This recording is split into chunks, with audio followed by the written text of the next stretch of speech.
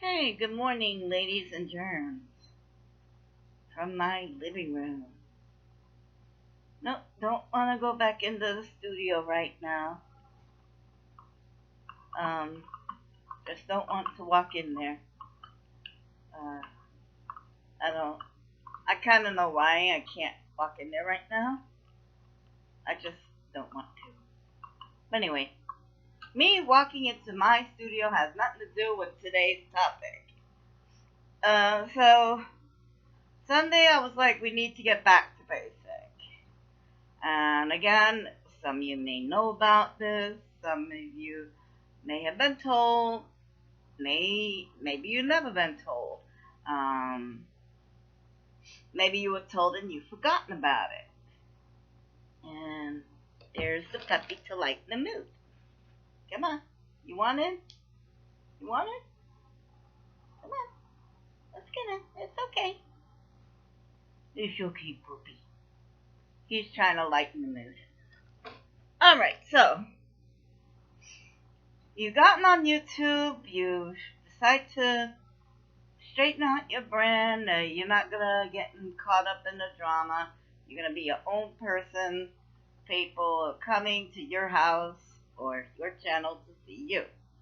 What now? Once you've established yourself, it's not the YouTube views that people are making the money on.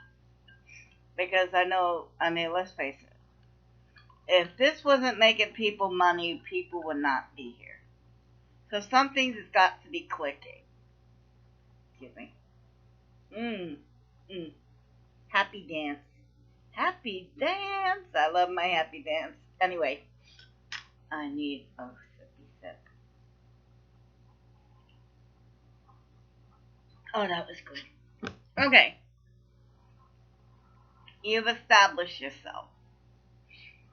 So, Yahoo. Yahoo. Anyway, YouTube 2.0. What's next? Well, you gotta decide what your merchandise is gonna be. You know, you've been monetized. You're able to have t-shirts and cups and stickers and whatever else you might want. I mean, I've seen handbags, I've seen tank tops, I've seen hoodies. I've seen a lot of merch on this channel or this platform. This is your brand, and you've got to protect your brand. You can't just be letting anybody in your house saying anything and you don't have control over it. So be very protective of your home. Your channel is an extension. Think of it like an extra room in the house. Yeah, an extra room that he's taken over in the back. I don't use it. It's full of his toys. Anyway. Your YouTube channel is the extension of your living room or an extra den. And you've got to be careful. You're not going to let anybody walk into your living room. Don't let just anybody walk into your YouTube channel. You've got to protect it. You've got to protect your name. You've got to decide what kind of direction you want to go in. Do you want to be I wouldn't say problematic. That's way too serious, and this is just a stage.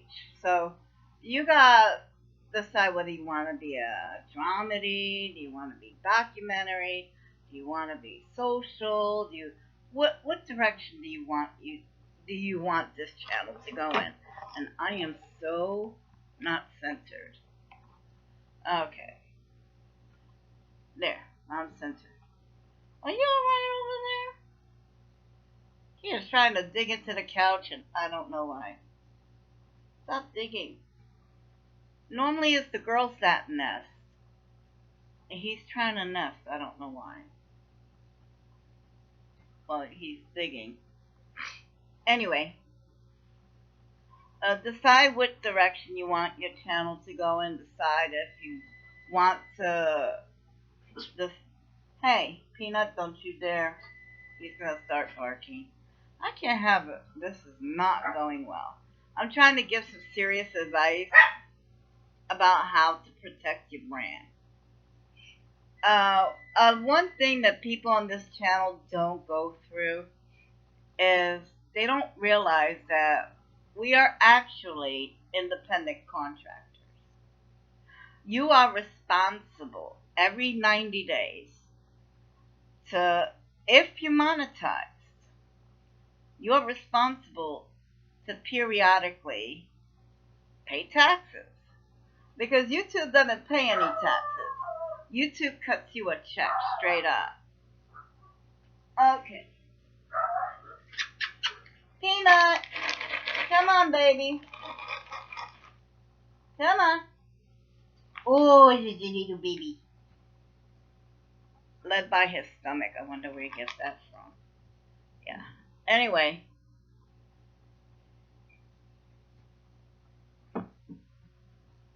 You've got one shot to get it right in life. There is no do-overs. You get your chance once. Once you mess it up, that's it. It's gone. Can you have a second shot? Of course. Nothing's set in stone, and neither is YouTube.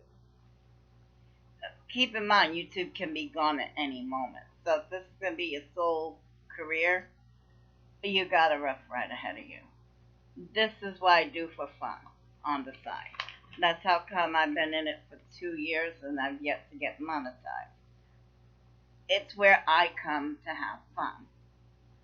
Now, if you decide you want this to be a business,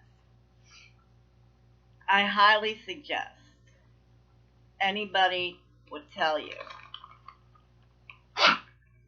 See, that's what you get for inhaling these. Chew. There you go. Anyway,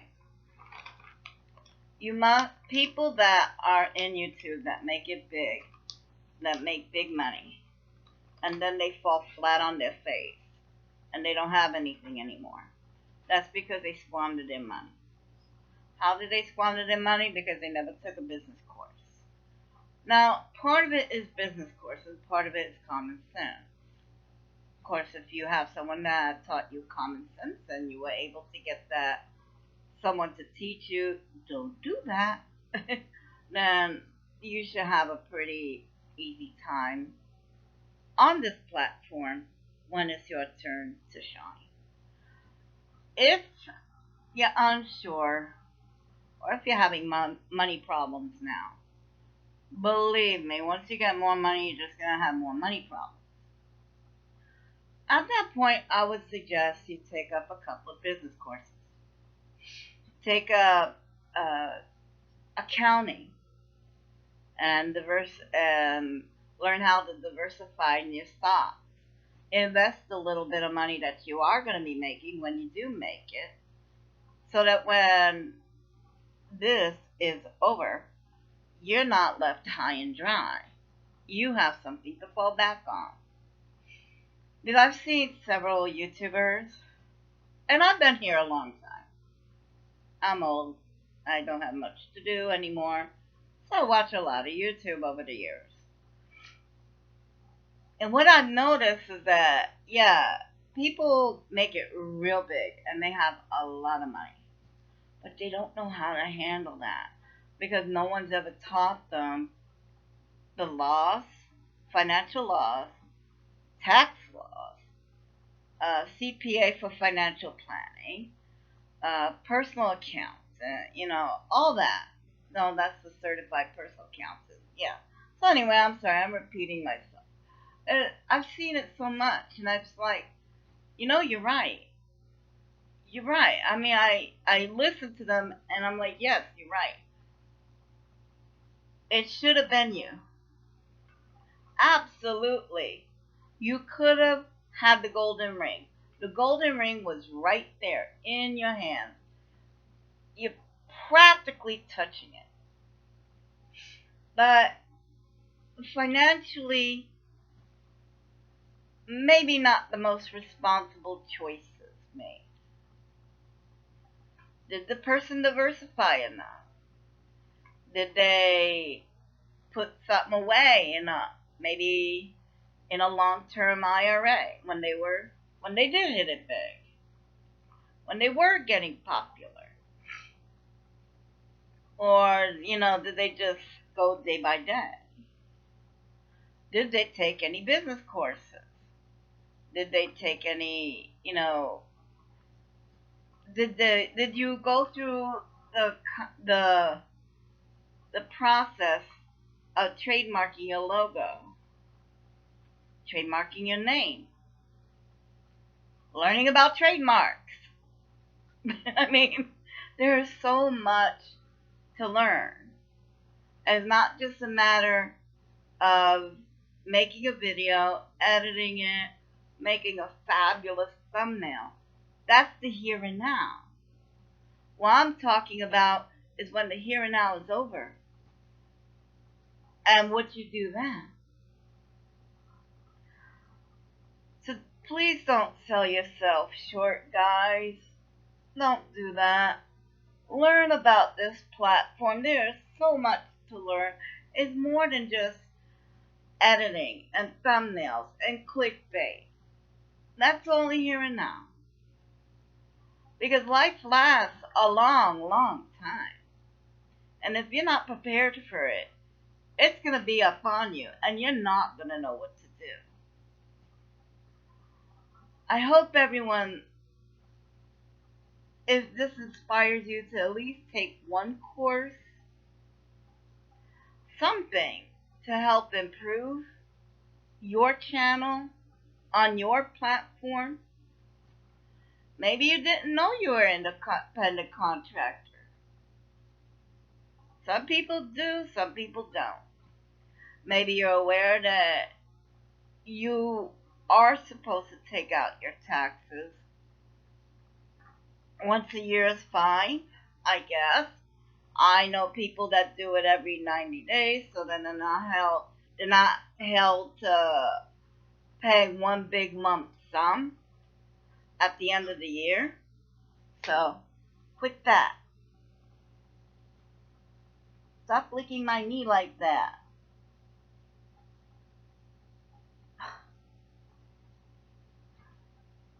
Sometimes you just gotta hit your leg like that, and it's like, oh my god.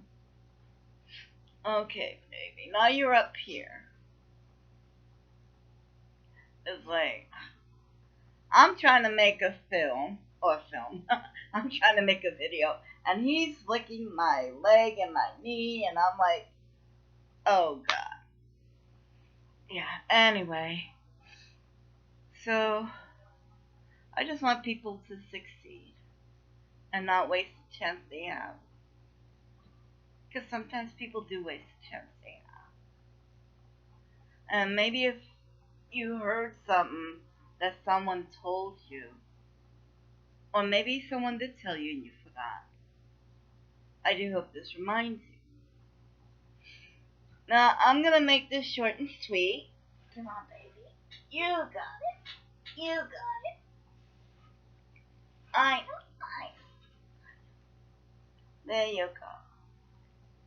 You don't like the camera, do you? No? You don't like the camera? Okay. Are you gonna stop licking my leg ever? No? Is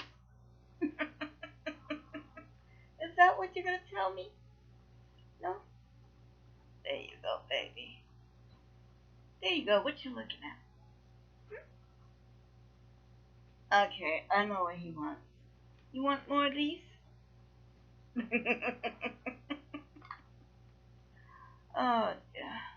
I'm trying to make a serious video. That's never gonna happen. I need to get myself back in that studio so I can be quiet. Okay, one more. Now, I'm hoping to get back to politics eventually because campaigning, the caucuses over here, starts in Iowa next week, Tuesday. We get to go first, which I don't understand, and I tell you why. Because if minorities is supposed to be the Democrats' biggest base, why do they start with the whitest state in the union? I mean, they make white people up here. I've never been around so many white people ever. And I'm white. And I'm like, oh my God. They make them up here. Oh God. Oh man, I'm not trying to be racist. By no means am I trying to be racist. But it's like in the whole country, coast to coast, Iowa has the largest Irish population in the nation. We have an enormous German population. Oh, what's the other one? The other one? Oh, jeez. Not. I don't want to say Nordic. Oh, it starts with a U. They make. They make.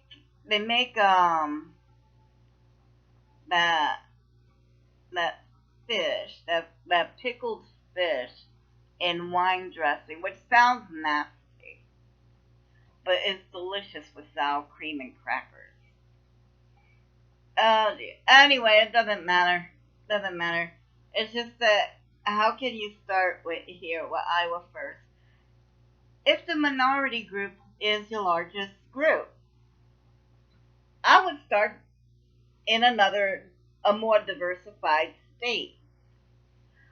But then again, with everyone traveling everywhere, I'm sure that's going to be a moot point pretty soon because people travel, people move, and that's becoming more and more every day. Well, it could be a moot point, but I've never been around so many white people before. Yeah, and I'm a New Yorker. I'm used to people of all shades and cultures and, you know, all different neighborhoods. Nope, not here. Monotone. Anyway, another thing I really hate. I mean, I hate about caucusing is that you gotta go in front of God and everyone and announce publicly who you are gonna vote for.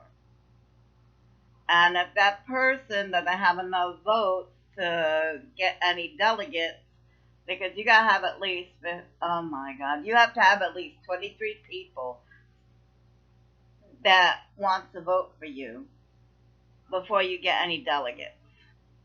And then you move on to the next round. And it's messy. It's messy. So if you don't have enough people showing up caucusing for you, you got the people from the other camps coming over trying to talk you into going to their group. You see where the pressure is. Because there's no secret ballot. There's no privacy at all. There's like pressure. It's pressure to go to a caucus. Oh, and you have to go to a certain location. You go in, like, for me, this area goes down the block to a gym, a school gym. The doors open at 7 o'clock, no, 6:30, and they close at 7 o'clock. The doors close at 7 o'clock. You know why? Because we're having a talk and discussion. So it's not that you're not allowed to leave, but it's kind of like being on a lock in without the lock. The doors closed, no one else is allowed in. You can leave if you choose to, but you're not allowed back in. And everyone just stays there. Last time I went to a caucus, it took almost 2 hours. Yeah. See, it's not convenient. Nobody not everybody could get out of work during those hours. There's a chance that I might not be able to go. So why am I going to caucus if my vote doesn't count?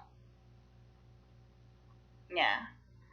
That's why we need polling. I know it's cheaper because you don't have to pay for the machines to be there. You don't have to pay for personnel to be there all day.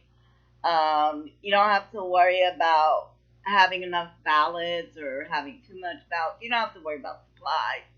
I mean, it is way cheaper. You just show up, you count heads, and it's done. The upside to caucusing is that most likely you're going to actually meet the candidates.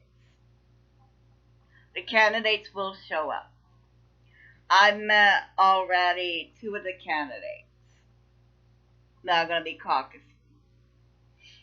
So the chances in Iowa, the good part about caucusing is that you actually get to meet the people, you talk one-on-one, you get to know who the hell you're voting for.